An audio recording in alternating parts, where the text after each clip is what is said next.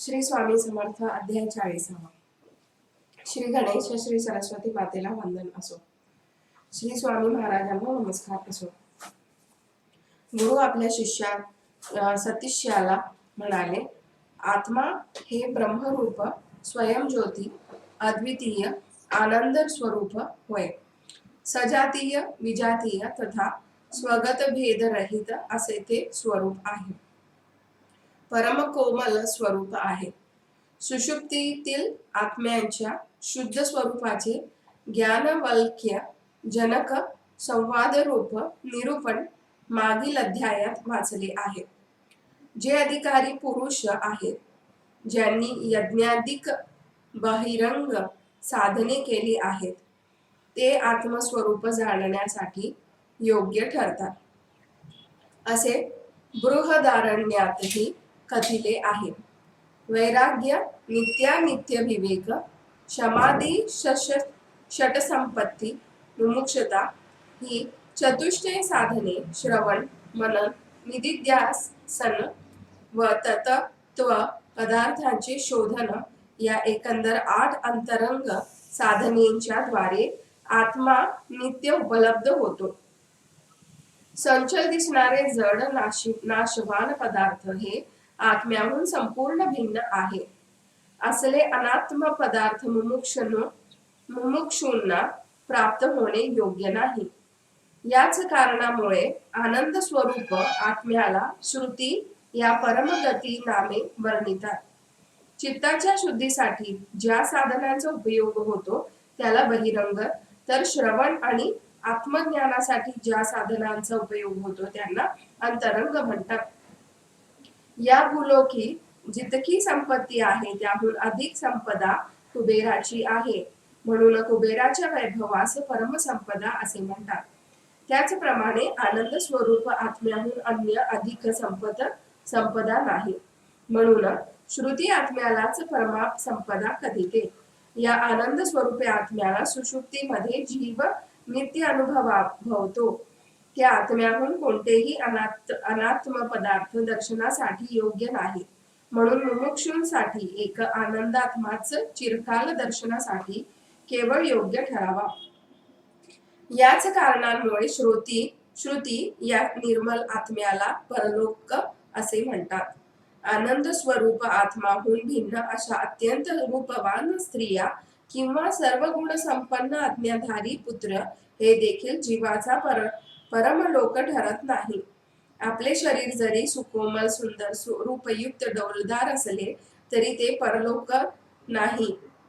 पर्वतासारखा आकार असणारा हत्ती असो वा वायू वेगना धावणारा घोडा, ज्यांचा शब्द मेघ गर्जने समान अथवा भयरहित असे जे वीर आहेत, सर्व पदार्थ रुपयांचे धनकोश ज्यांच्यापाशी आहेत, किंवा नाना प्रकारच्या धान्याची भरलेली कोठ्या, स्वर्गातील अप्सरे समान सुंदर असणाऱ्या वारंगना,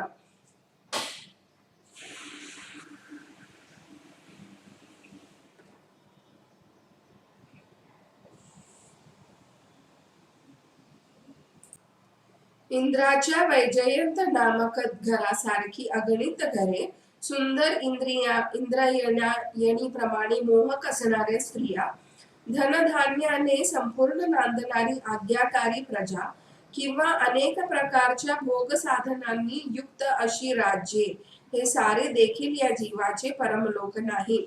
म्हणूनच ज्यासारखे दुसरे असे आनंद रूप नाही, तो आत्मा या जीवाचा परमलोक होय.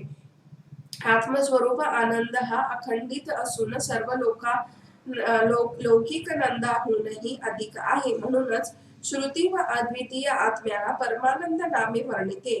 यावेळी शिष्य श्री गुरूंना विचारू लागले, लौकिकार्थाने ज्यामध्ये आनंद मिळतो त्याहून आनंद स्वरूप आत्मा हा अधिक कशावरून? मुनी याज्ञवल्क्य यांनी याच प्रश्नांचे उत्तर जनक राजांच्या मनावर ठसविले. आत्मा हा सच्चिदाघन आहे. एखादा जीव अन्य लौकिक सुखात कितीही लोळत असला तरी या गोष्टींची प्राप्ती आनंदात्म्यासमोर काहीच नाही.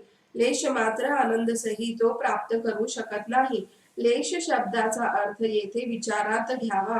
तुपासारखे स्निग्ध पदार्थ हाती घेऊन ते पुन्हा सोडून दिल्यास होते काय, तर नंतर तुपाचा अंश हाती उरतोच. त्याचप्रमाणे आत्मानंदाचा लेश मात्र अनुभव जीव घेतातच. ज्याप्रमाणे सर्व जलाची निधी तो समुद्र, त्याच समुद्राच्या लेश मात्र पाण्याला घेऊन नंतर पावसाच्या दिवसात मेघावट विपुल पाण्याचा वर्षाव होत राहतो, त्याचप्रमाणे आनंद स्वरूप आत्म्याच्या आनंदाला लेश मात्र ग्रहण करून ब्रह्मादिकांपासून कीटकापर्यंत समस्त प्राणी जीवन प्राप्त करतात. विषय इच्छा रूप कारणाचा नाश झाल्यावर इच्छाजन्य दुःखाचा लेशही उरत नाही. अर्थात जोपर्यंत अंतःकरणांमध्ये दुःखाचा समावेश विशेषत्वाने राहतो, तोपर्यंत विक्षेपरहित तथा अज्ञानामुळे झाकोळलेला राहत असूनही तो आत्मस्वरूप आनंद जीवाला जाणवीत असतो. त्या आनंदाला अज्ञानी जीव सुख असे म्हणतात. लोकांना हे प्रतिबिंबत्व दोन प्रकारे राहतं. एक आवरण रूप प्रतिबंधक, जसे सूर्यासमोर ढग असल्यास सूर्यदर्शनास क्षणिक प्रतिरोध होतो. दोन विक्षेप रूप प्रतिबंधक, कलशांसारख्या पदार्थांच्या दर्शनाकरिता जी नेत्राची चंचलता होते, हीच विक्षेप रूप प्रतिबंधकता होय. विषय इच्छा या बुद्धी चंचलताचा हा विक्षेप होय, जो आत्म्याच्या आनंद स्वरूप मान येण्याला प्रतिबंधक ठरतो. विषयाची इच्छा होऊन त्याची प्राप्तीही झाली की त्या चंचल रूप विक्षेपाचा बुद्धी त्याग करते. ही बुद्धी जोपर्यंत अन्य विषय इच्छा करीत नाही, तोपर्यंत बुद्धी स्थिर राहते. त्या स्थिर बुद्धीत एरवी अज्ञानाने आवृत्त असल्याने न जाणवणारा आनंद स्वरूप आत्मा स्पष्टपणे जाणवतो. या सौख्य दर्शनाला अज्ञानी जन विषय सुख म्हणतात. या विषयाच्या प्राप्तीवेळी एरवी अज्ञानामुळे ओळखता न येणाऱ्या आत्मनंदाने भान होतो. तर मुक्ती अवस्थेत ज्ञानी पुरुषाला मी सुखी असा अनुभव होणे साहजिक आहे. अज्ञानाला एखाद्या विषयाच्या प्राप्तीने आनंद वाटला तरी मी सुखी असो तो अनुभव नसतो. अज्ञानामुळे क्षणभंगुर सौख्य प्राप्तीलाच तो आत्मानंद म्हणतो. मुक्ती अवस्थेत असणारे ज्ञानी हे मात्र आवरण विक्षेपही निर्मल असतात आणि त्यांच्या आत्मानंदानुभव हा चिरकाल असतो. हा आनंद खंडित नसतो. निसंशयपणे ही प्रचिती येते. विषयजन्य लौकिक सुखामध्ये अपेक्षा आणि त्याची पूर्ती असे तर आत्मानंदामध्ये निरपेक्षता अधिकत्वाने असते. श्रोते हो, याचे आता निरूपण करतो. या मनुष्य लोकांमध्ये तारुण्यातील पुरुष वज्रासमान दृढ ज्यांचे शरीर आणि भीमार्जुनासारखे जे बलवान शूर, व्यासमुनींसारखे शास्त्रवेत्ते, अनेक प्रकारची शस्त्रे चालविणारे, महादेवा समान असणारे, रोगरहित असे अश्विनी कुमारांसारखे अष्ट सिद्धी युक्त असणाऱ्या श्रीकृष्णाच्या सहाय्याने समृद्धीस पावलेले युधिष्ठिर, अर्जुन, तशा प्रकारे च्या शूरवीरांच्या सहाय्याने समृद्धीस प्राप्त झालेले जन, तथा सातही दीपांमध्ये जितके म्हणून मनुष्याधिक प्राणी आहेत, त्या सर्वांचा जो चक्रवर्ती राजा होय, लोकांमध्ये ज्याचा पराक्रम प्रसिद्ध आहे, मनुष्याच्या भोगाचे जे साधन, त्या स्त्री पुत्राने युक्त असणारा, अन्नपानाच्या प्राप्तीने जो निश्चिंत आहे, त्याचप्रमाणे मनुष्य लोकांतील कोणतेही विषय ज्याला प्राप्त आहे, तसेच हे सर्व पदार्थ भोगण्यासाठी ज्यांच्याकडे भरपूर आयुष्य आणि शक्ती आहे, अशा त्या सर्व भोग सामग्री संपन्न चक्रवर्ती राजास जो आनंद मिळतो असतो, त्या समान आनंद तर कुणास खचितच मिळत नाही. म्हणून माणसाच्या आनंदापेक्षा चक्रवर्तींचा आनंद विषय होय आणि पितरांचा आनंद हा परमानंद होय, असे श्रुती वचन आहे. आणि या पितरांपेक्षाही शतगुणी आनंद गंधर्व लोकी गंधर्वांना होतो. गंधर्वांच्या आनंदाहून शतगुणी परमानंद कर्मदेवतांना होतो. कर्मे देवतांच्या आनंदाहून शतगुणाधिक परमानंद अजानज देवतांना होतो. अग्निहोत्राधिक कर्मे करून देवभावास जे जन प्राप्त होतात, त्या कर्मदेवता होय. तर सृष्टीच्या आदिकालात अग्नी आदिक जे देवता जन उत्पन्न झाले, त्यांना अजानज देवता म्हणतात. अजानज देवता सद्गुण अधिक आनंद प्रजापतींना होतो. प्रजापती लोकांपेक्षा विराट लोकीच्या लोकांचा आनंद विषय होय, सद्गुणी होय. या विराट लोकीच्या आनंदाहून शतगुणी आनंद ब्रह्मलोकी प्राप्त होतो. हे जे स्थूल जगत आहे त्याचा मुख्य सूत्रात्मा हिरण्यगर्भ होय. या हिरण्यगर्भाचे निवासस्थान मुख्यत्वे ब्रह्मलोक असते. मनुष्य लोकांपासून ब्रह्मलोकांपर्यंत अनुभवास येणाऱ्या विषयानंदाचे न्यूनाधिकत्व ज्या श्रुतीने वर्णन केले त्या श्रुतीचा अभिप्राय आहे की सर्व विषयजन्य आनंदाहून अधिक असा जो हिरण्यगर्भाचा आनंद, या आनंदाचा इच्छाही जोपर्यंत जीवाला असते तोपर्यंत आत्म्यानंदाचे भान होत नाही. म्हणून आत्मरूप आनंद प्राप्तीची इच्छा ज्या पुरुषास आहे त्यांनी हिरण्यगर्भाच्या आनंदाची इच्छा देखील करू नये. या प्रकारचे परमवैराग्य प्राप्त झाले पाहिजे. श्रुती वर्णित गृहांचे हे तात्पर्य असे की मनुष्य लोकांहून ब्रह्मलोकांपर्यंतच्या विषयजन्य आनंदाचे साधन शरीर, धन, स्त्री, पुत्राधिक होय. या सर्वांना काकविष्टे समान कोरडे सार नसलेले ते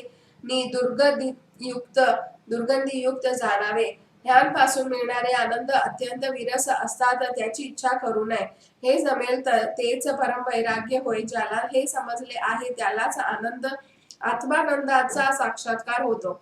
ब्रह्मलोकीचा आनंद देखील काकविष्टेक प्रमाणे दुर्गंधीमल व असार असण्याचे जाणून अंतर्बाह्य निर्मल शुद्धता जाणून निरीच्छव व्हावे, परमवैराग्य संपन्न बनावे. आत्मानंदामध्ये ब्रह्मानंद समुद्र हा अगदी इवलासा यत्किंचित अगदी लेश मात्र ठरावा. आत्मानंदामध्ये परमात्मा अद्वितीय आपल्या अद्भुत लीला स्वरूपात नांदतो. मन आणि वाणी यांनी अनुभवण्याचा हा विषय नव्हे, तर ज्यामध्ये कसलाही उणेपणा उरलेला नाही, ज्यात जराही वेगळेपणा राहिलेला नाही, जे अखंड प्राप्त आहे, अशा श्री गुरूंच्या दिव्य वाणीद्वारे मिळालेल्या ब्रह्मविद्येने आपणास आपल्या हृदयी सहज स्थिती अंतर्यामी स्वरूपाची जाणीव होते. असे ते पूर्ण ब्रह्म सनातन सद्गुरु अखंड दाता रूप श्री स्वामी समर्थ महाराज जगाच्या उद्धारार्थ प्रत्यक्ष अवतरले. त्यांच्या लीला अपार होत्या, सर्वांसाठी त्या तारक आहेत. सेवाभावी मोरोपंत बापट. मोरोपंत बापट नावाचे एक कोकणस्थ ब्राह्मण बडदाळे येथे जकात कारकून म्हणून नोकरीच्या कामावर रुजू होते. अक्कलकोट व गाणगापूर यामध्ये हे बडदाळे आहे. या गावी मोरोपंत बरीच वर्षे कामास होते. त्या काळी सोलापूर पर्यंत येण्या जाण्याचा लोहमार्ग होता. आगगाडीतून सोलापूर पर्यंत प्रवास करता येत असे. पुढे पायरस्त्याने बैलगाडी व घोड्यावरून अक्कलकोटास परमात्मा दर्शन घेण्यासाठी अनेक भक्त धाव घेत असत. तिथून पुढे श्री क्षेत्र गाणगापूर येथे श्री गुरु नृसिंहांच्या दर्शनास निघाले, तर महेंदरगी बडदाळे दुधणी येथे उतरून पुढे जात. गाणगापुरास जाणारे, अक्कलकोटास येणारे बहुतेक भक्त बडदाळ्यास मोरोपंतांच्या घरी स्नान भोजन थांबत. मोरोपंत या खातिरदारीबाबत आरंभी नाराज असत, कंटाळा करीत, यात्रेकरूंचा प्रसंगी धिक्कारही करीत. साधारणतः 2 महिने त्यांनी असे वर्तन राखले. एकदा ते अक्कलकोटात श्री स्वामी दर्शन घेण्यासाठी दाखल झाले. स्वामी राजास त्यांनी साष्टांग प्रणाम केले. तोच आत्माराम पंदराम स्वामी राज बदले. आम्हांकडे येणाऱ्या जाणाऱ्यांचे तुला अप्रेम वाटते, त्याचा अनादरही करतो काय? उगी बसून त्यांची सेवा करावी, सत्य व मृदू भाषण ठेवून सर्वांस संतोष व्हावे. असे करशील तरच सत्कीर्तिवान म्हणून मान्य होशील. सुगती उत्तम हे सत्य जाण. समर्थमुखीचे बोधमृत ऐकताच चकित झालेले मोरोपंतांच्या अहंकारादग्ध झाला. त्यांनी श्री स्वामीरायांची क्षमा प्रार्थिली. त्यांचे ठाई अत्यंत पश्चात प्रभाव तयार होऊन ते शुद्ध चित्त झाले. स्वामी आज्ञेनुसार पुढे प्रज्ञापुरी गाणगापूर येणाऱ्या जाणाऱ्यांचे आदरातिथ्य ते व त्यांचे कुटुंबे उत्तमरित्या राखू लागले. सेवेकरी भक्त संत यती मूक बधीर अंध कुणीही येवो त्यास पोटभर अन्न पाणी देणे हा त्यांचा धर्म झाला. ते मोठे परोपकारी झाले. शांत, चतुर, न्यायी, परमार्थ विचारी अशा शब्दात त्यांची स्तुती होऊ लागली. अक्कलकोट गाणगापूर ते यथाशास्त्र समाराधना घातली. झाली तर दुर्बलांना वस्त्रे खर्चासाठी थोडे धनही देत असत. पुढे काय झाले? कित्येक विघ्न संतोष दृष्टींनी मोरोपंतांवर अनेक संकटे कोसळवली. त्यास दुखी करावे, नोकरीवर गदा आणावी म्हणून प्रयत्न झाले, परंतु स्वामी कृपा होती म्हणून निजामालाही योग्य न्याय करण्याची बुद्धी झाली. मोरोपंत हे निर्दोष ठरले, सत्यवादी म्हणून सत्कीर्ती प्राप्त झाली. त्या सत्याचा परिणाम सत्यच होतो, म्हणून ईश्वरी धर्म नियमाचे कुणी उल्लंघन करू नये. निर्लोभी राहावे, निस्पृह असावे, निष्पक्ष वर्तावे, प्राप्त होणाऱ्या धनातच उदरपोषण करावे, परोपकारी राहावे. मोरोपंत बापट व त्यांची दयाळू पत्नी निष्कपट भावाने येणाऱ्या जाणाऱ्यांसाठी यथायोग्य खटपट करून अनेक पदार्थ बनवित असत. त्या कधीच कुणाचा कंटाळा करीत नसत. श्री दत्तोत्रय नामस्मरणाचा छंद त्यांना होता. यांना एक मुलगाही होता. स्वस्त्रीसह पुढे त्यांनी नावलौकिक संपादिली. असो, अथक मेहनत घेतल्या वाचून व परोपकारी झाल्याशिवाय कृपेस पात्र कसे ठरता येईल? नुसते फुकाचे सत्यमधुर भाषण काय उपयोगाचे? श्री दत्त प्रभू म्हणतात, परब्रह्म अक्कलकोटात. अक्कलकोट जवळ 3-4 किलोमीटर बोरी नदी तीरावर ममदाबाद नामक एक गाव होते. तिथे गोविंदपंत कुलकर्णी नामक एक 60 वर्षाचे ऋग्वेदी विप्र राहत होता. या सहगृहस्थांनी भोजन केले की त्यांना उदरात आग लागल्यासारखी वाटायची. त्यामुळे हे वृद्ध ब्राह्मण गृहस्थ कंटाळून गेले होते. उलटी झाल्यास त्या दिवसापुरते बरे वाटायचे, पण हे रोज होऊन लागले ते अगदीच दुःखी कष्टी झाले. श्री गुरूंप्रती सेवा करून काही मार्ग काढावा म्हणून ते गाणगापुरास गेले. तिथे श्री नृसिंह सरस्वती महाराजांच्या चरण पादुकांची सेवा निष्ठेने करू लागले. त्यानंतर गोविंद पंतांना दृष्टांत झाला. श्री दत्तोत्रेय स्वप्नात येऊन म्हणाले, तुला परब्रह्माचे दर्शन झाले तरच व्याधी निरसन होईल. हे स्वप्न पाहता संतोष पाहून ते उठले. अंगामध्ये धैर्य उत्पन्न झाले, अनुकूलता वाटू लागली. पण थोडा वेळ पुन्हा विचार करताना त्यांना प्रश्न पडला, कलियुगामध्ये महान योग्यासही परब्रह्म दर्शन होणे दुर्लभ आहे, तरी मला परमदर्शन होईल कसे? मला तर सद्गुरु ज्ञानाचाही लाभ झालेला नाही. त्या काळी गाणगापूरमध्ये बाबा भट्ट मेणवलीकर नामक एक वैदिक ब्राह्मण राहत होते. त्यांच्या अंगावर कुष्ठ उठले. तेव्हापासून ते देवाच्या सेवेसाठी गाणगापूरवनी राहू लागले. ऋग्वेद यजुर्वेद आदींमध्ये पूर्णाभ्यास करून त्यांनी दशग्रंथी वैदिक पद मिळविले. साधक म्हणूनही त्यांचे नाव होते. म्हणून गोविंदपंत कुलकर्णी यांनी बाबा भट्टांना आपला स्वप्नदृष्टांत ऐकवून त्याविषयीचे मार्गदर्शन मागितले. ते म्हणाले, मी संसारी कुटुंबवस्थल आहे, मी काही मुमुक्ष वैराग्येश नाही. मग मला परब्रह्म दर्शन कसे होईल ते कृपा करून सांगावे. बाबा भट मेणवलीकर यांनी परोपकारार्थ श्री दत्त पदी विनवणी केली. तेव्हा प्रभूंनी स्वप्नामध्ये येऊन त्या द्विजवरास आज्ञापिले, ते परब्रह्म अक्कलकोटात आहे, तिथे त्वरित प्रातःकाल जाऊन घरे झाडावी, म्हणजे परब्रह्म दर्शन होईल.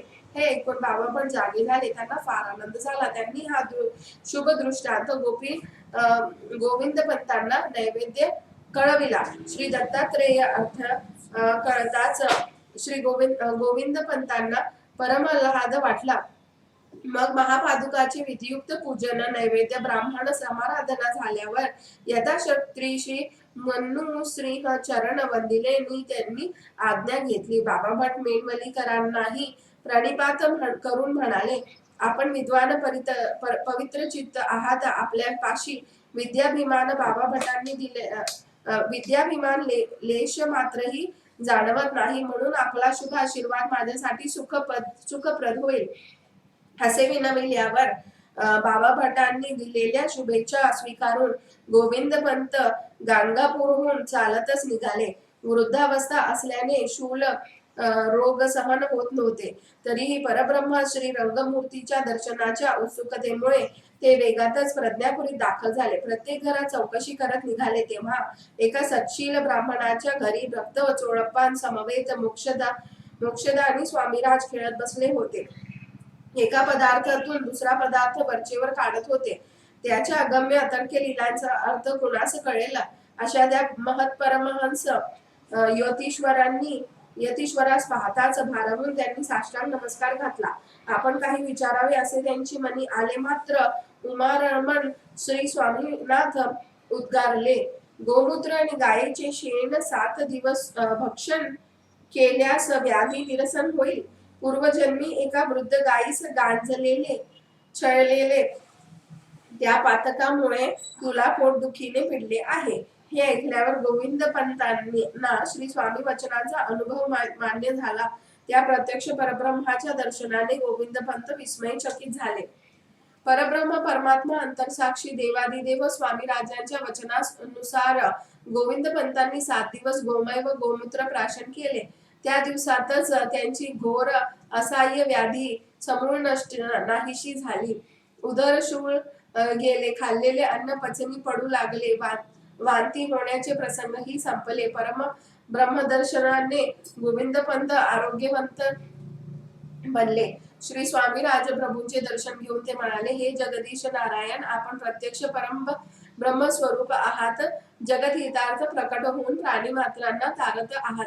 आपण साक्षात परमेश्वर आहात. ज्याप्रमाणे श्री नृसिंह भगवान, श्रीकृष्ण, श्री रामचंद्र आदी अवतारांनी आपला अद्भुत व अपार लीलांनी गोपाल वानराधिकांचा उद्धार केला.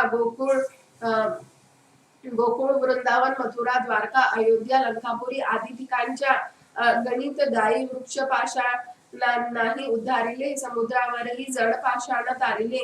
हिरण्यकश्यपूचे विदारण करून आपणाच महाभक्त प्रल्हादांना रक्षिले. आपण प्रज्ञापुरी आहात, तसेच सर्वांतर्यामी आहात. हृदयस्थ आपलाच वास असतो. चराचर सृष्टीत आपलाच वास आहे.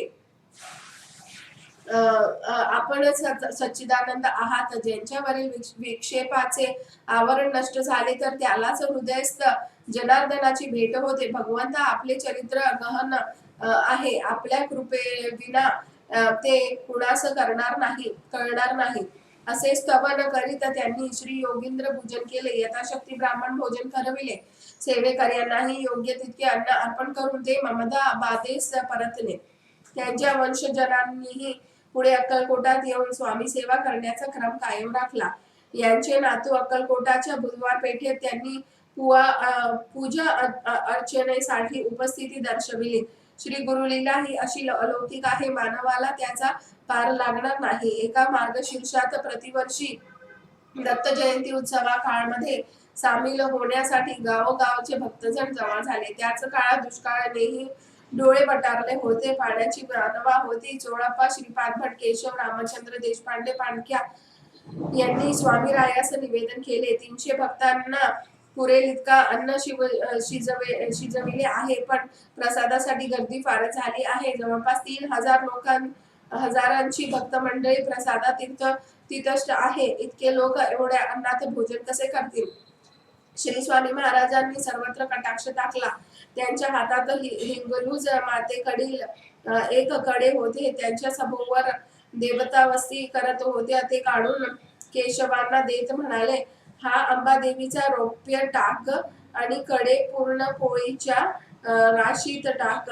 आता काही काळजी करू नका. अन्नपूर्णा पाहिलं. मग टाक आणि कडे केशव देशपांडे यांनी पूर्णान्न राशीत ठेवले. मग लोकांच्या पंक्ती थाटाने बसू लागल्या. देवी अंबेची आरती होऊन श्रीफळ फोडण्यात आले. श्रीफळातील तीर्थाचे सिंचन स्वयंपाक शाळेतील अन्नावर विधियुक्त करण्यात आले.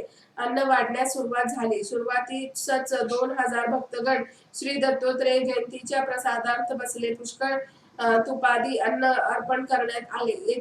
यथेच्छ भोजन प्राप्त होताच सर्व तृप्त झाले. तांबूल दक्षिणा घेऊन ते उठवल्यावर अन्य ज्ञातीतील 1000 भक्त भोजनार्थ बसले. त्यानंतर अगदी सायंकाळपर्यंत येणारे भक्तजन प्रसादाचा लाभ घेत राहिला. अगदी मुसलमान आणि चोखामेळा अत्यजादी स्त्री पुरुषांनी हजारोंच्या संख्येने जेवले. कुणीही प्रसादाविना राहिले नाही. त्या रात्री स्वामीराज राजप्पा मोदींचे सदनी आनंदात मुक्काम करत झाले. तेथेच चोळप्पा श्रीपाद भट निळकंठ शेवे केशवादी सर्व मंडळींनी श्री स्वामीनाथ व अंबादेवी साष्टांग म्हणजे आपले भोजन झाले ना असे ते पुजारी सेवक श्री स्वामी महाराजांना विनवू लागले. सर्वांचे भोजन आटोपल्याची खात्री करून मग अन्न राशीतून कडे व टाक काढून आणली. धन्य धन्य हे अलौकिक सामर्थ्य सारी स्वामीची लीला. कडे टाक आदी निमित्त मात्र करता करविता स्वामीराज स्वतंत्र 300 जणांच्या अन्नात 4 सहस्राहून भक्तांचे भोजन झाले. सर्व लोक तृप्त मनाने स्वामी राजांचे चरित्र गायन करीत दुसऱ्या दिवशी आपापल्या स्थानी परतले. असो, पाण्याच्या 70 हांड्यांखाली ब्राह्मण चेपले. एकदा मात्र वद गुरु प्रतिपदेला ब्राह्मण भोजनाचा बेत होता. त्या दिवशी केशव भांडीवाल्यांनी 4 सुदृढ बैल गाडीला जुंपले व समवेत 3 ब्राह्मण गाडी घेऊन गाडीमध्ये लहान मोठे 70 घडे घेतले. त्यामध्ये पुरेपूर पाणी मावेल असे असते. सर्वजण गणेश बागेतील विहिरीवर गेले. विहिरीच्या पायऱ्या उतरून एक हंडा भरून गाडीत ठेवण्यात आला. घागरीवर घागर व्यवस्थित रचून ते परत निघाले. 2 ब्राह्मण गाडीवर बसून बैलास हाकत निघाले. 20-25 हात गाडी जाते न जाते तोच बैलांच्या गळ्यातील नाकातील जू तुटले. तत्क्षणी गाडीने तोंड वर केले नि ती उलटी पडली. पाण्याने भरलेले मोठमोठे हांडे दोघा ब्राह्मणांच्या अंगावर पडले. महाकठीण परिस्थिती उद्भवली. दोघेही जण भांड्याखाली दबले गेले. वाटेतून जाणाऱ्या लोकांनी गाडी उलटल्याचा आवाज ऐकून धाव घेतली. पडलेले गाडी तातडीने उभे केली. तसे करण्यास फार प्रयास लागले. श्री स्वामीरायांचे साह्य असल्याने सर्वत्र अनुकूलता होती. गाडी व आसपासच्या परिसरात पाणीच पाणी झाले. 2 घागरींचे कानावले झाले. 3 भांड्यांचे गळे बसले. लोखंडी घटांचे पोट फुटले. कित्येकांचे बूड चेपले. भांड्यांमध्ये हाहाकार उडाला. गाडी वाहनांवर दुर्धर प्रसंग पडला. ब्राह्मण थरथरत होते. दोन्ही बैल बुजले होते ते भिवून दूर पळाले. इकडे पेठेतील मठामध्ये सुहासिनी व ब्राह्मण असे 5 शेजाऱ्यांची पंगत बसली होती. रसभरीत स्वादिष्ट पदार्थांची पक्वाने सर्वांसमोर होती. पंक्तींमध्ये सर्वांना पाणी हवे होते. त्यामुळे काही ब्राह्मण पाणी आणणाऱ्या गाडीच्या शोधासाठी निघाले. तिकडे केशव आणि इतर ब्राह्मणांनी पाणी भरून गाडीपर्यंत हाकत आणली असता वाटेत असा हा दुर्धर प्रसंग ओढवलेला. परंतु श्री स्वामी राजमाऊलीची कृपा दृष्टी दीन दासांवर वर्षत असल्याने गाडी व पाण्याने भरलेले हंडे अंगावर पडूनही दोन्ही ब्राह्मण कसलीही इजा झाली नाही ना त्यांच्या पाशी भयदुखाचा लवलेश होता. अशा प्रकारे ब्राह्मणास जीवनदान मिळाले. लगोलग पुष्कळ पाणी मिळून मठात बसलेले पंक्तीतील लोकांस भोजनाची मजा उत्तमपणे घेता आली. तांबूलसह भोजन निर्विघ्नपणे पार पडले. याचप्रमाणे दुसऱ्या एका माघ मासात श्री गुरुप्रतिपदेच्या उत्सवावेळी जंगमाच्या विहिरीत पाणी नव्हते. छोट्याशा वाटीने मिळेल तितके पाणी जमा करावे लागत होते. एखादा घागर भरण्यासाठी 1.5-2 तास लागत होते. त्यात पाणी घेण्यासाठी लोकांच्या मोठ्या रांगा लागत होत्या. खास बागेतले पाणी आणले तर ते फार लांब पडत होते. गावाच्या वापीतही पाण्याची पातळी न्यूनतम झाली होती. म्हणून सर्वांनी श्री स्वामी महाराजांची मनधरणी केली. पाण्याच्या दुर्भिक्षाविषयी निवेदन करण्यात आले. मग योगीश्वर तत्काळ उठले. जगमाच्या विहिरी काठी जाऊन बसले. नंतर उठून ते लघुशंका गेले. तिथे परतले नि पुन्हा मठात येऊन बसले. म्हणाले, पाहिजे तितके पाणी भरा रे. हे ऐकताच उत्सुकतेने केशव पाणक्या विहिरीत वाकून पाहतो ते काय, विहीर पाण्याने तुडुंब भरत चालली होती. सर्वत्र आनंद पसरला होता. त्या उत्सव काळात ब्राह्मण भोजन चा कार्यक्रम केवळ श्री गुरु महाराजांच्या कृपा दृष्टीमुळे उत्तमरित्या पार पडला. श्री स्वामी राजांचे श्री स्वामीरायांच्या साक्षात्कारी गोष्टी केवळ अतर्क्य होत्या. त्या दिवशी उत्सव जोशात झाला, पण दुसऱ्या दिवशी पाहता पुन्हा नरोटीने पाणी भरण्याची वेळ आली. जगदेठी स्वामी गुरूंच्या या विचित्र सामर्थ्य दर्शनाने सर्व लोक आश्चर्यचकित झाले. वामन बुवांना आत्महत्या करण्यापासून वाचवले. शके 1798 ची एक अद्भुत गोष्ट. ब्राह्मनिष्ठ वामनांची प्रकृती वैशाख शुद्ध चतुर्थी पासून फारच बिघडली. त्यांनी विविध व्याधी जडल्या होत्या. प्रारब्ध दशा भोगानुसार शरीरात अनेक रोग उद्भवले होते. खूपच उपाय केला, पण काही उपयोग झाला नाही. शेवटी जीवाचा अगदी कंटाळा आला, म्हणून ते बडोद्याच्या सुरासागरी प्राणत्यागार्थ गेले. मध्य रात्रीची वेळ होती. आता खोल पाण्यात उडी टाकणार तोच श्री स्वामी समर्थ तिथे आले नि हात धरून वर ओढत श्रीमुखांवर रागाने ताडण केले. म्हणाले, देह प्रारब्ध कर्मक्षय होईपर्यंत तुझे प्रारब्ध तुलाच भोगले पाहिजे. मूर्खा, सहज समाधी सोडून त्रासून जल समाधी घेतोस. हेच ब्रह्मज्ञान तुला कळले आहे काय? क्लेश झाला असता प्राण त्याग करायचा असतो का? मग सर्व शरीरावर कृपा हस्त फिरवून म्हणाले, धीर धर, आरोग्य होईल. नंतर स्वतः हातास धरून घरी घेऊन आले. घरी मातोश्री व बंधू होते. त्यांनी स्वामीरायास पाहिले. नंतर अंतर्यामी स्थित परब्रह्म तिथून गुप्त झाले. त्यावेळी श्रींसमोर श्रीफळ फोडून कर्पूराधिकही उजळविले. जगन्नायकांची प्रार्थना केली. नंतरच विश्रांती घेतली.